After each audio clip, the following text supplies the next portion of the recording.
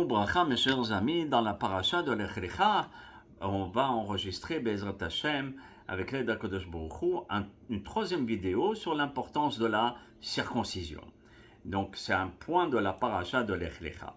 Là-bas on nous rapporte que la mitzvah à Torah, c'est une mitzvah de la Torah, la moule et tara chanolad ben shmorim yamin, de faire la circoncision à un enfant dès qu'il a 8 jours. Ovrim ala yeled, donc s'il y a 8 jours, il y a 7 jours, belayla echad et une nuit, et qui font 7 jours et une nuit. Si vous remarquerez 7 jours et une nuit, ça nous fait 180 heures. Et d'accord, 180 heures. 180, c'est exactement la valeur numérique de Mila. Regardez, de quelle manière? Quand vous écrivez Mila, vous voyez ici, vous avez Mila un dessous l'autre. Mais on ne va pas se contenter de ça. On va écrire Mila en entier, ça veut dire Mem, Yud, Lamed et He. Et quand on calcule Mem plus Mem, c'est 80, 40 plus 40. Ensuite, 10 plus 6 plus 4, c'est 20.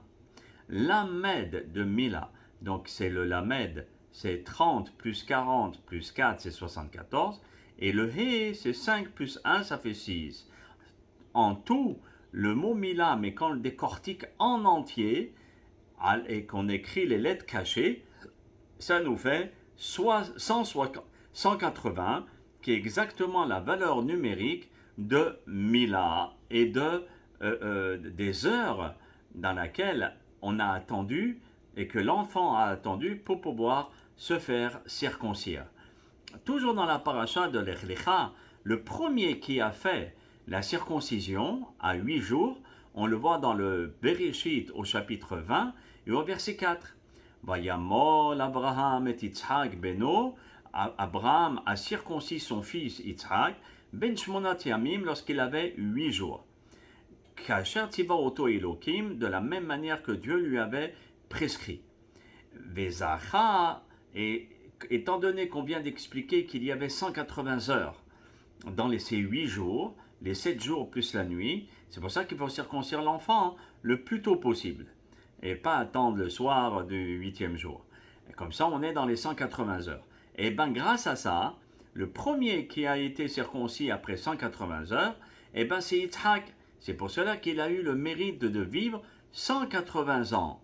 Comme il est marqué dans Bereshit, toujours au chapitre 35 et au verset 28, Vahiyu yemei Yitzhak, voici les jours de Yitzhak, toute sa vie, Me'at shana, Ushmonim shana, 180 ans. Donc par la Mila, si vous voulez, il a eu le mérite de pouvoir vivre 180 ans, équivalent aux 180 heures de la Mila, et qui fait le mot Mila en entier. Dans la paracha de Yitro, il est mentionné au chapitre 19, au verset 5. Regardez ce qu'il est marqué. Ve'ata im shamoa tishmeu bekoli. Maintenant, si vous allez écouter ma voix, Dieu qui parle, ou shmartem et beriti, et vous allez respecter mon alliance, qui est la Mila, et aussi la Torah, vihitem li segula, vous serez le peuple choisi, mikol ha'amim, parmi toutes les nations. C'est vrai qu'on est le peuple choisi, mais il faut faire des actions pour ça. Et vous voyez, on a l'emplacement de la médaille, mais il faut mettre la médaille. Et c'est quoi la médaille? C'est la circoncision et aussi l'étude de la Torah. Alors ici, les Mefarshim, les commentateurs, ils disent, ça veut dire quoi? Si écouter, tu écouteras la voix d'Hashem Yitbarach. Et alors c'est Ushmartem et Beriti. Ça veut dire que vous allez respecter mon alliance. Et à ce moment-là, comme je viens de dire, vous serez le peuple unique, le peuple élu. Alors quand vous regardez Li Segula Mikol Ha'amim, vous serez pour moi le peuple élu parmi toutes les nations. Regardez quel mot ça vous fait. Mi-la. Ça veut dire, encore une fois, on trouve dans ce verset l'insinuation de la circoncision qui est le brit, l'alliance entre nous et Akadosh Baruch Hu. Et à ce moment-là, on se distingue de toutes les nations pour être le peuple Segula qui est qui est choisi parmi toutes les nations. Vous voyez? Donc ça nous fait le mot Mila, la circoncision.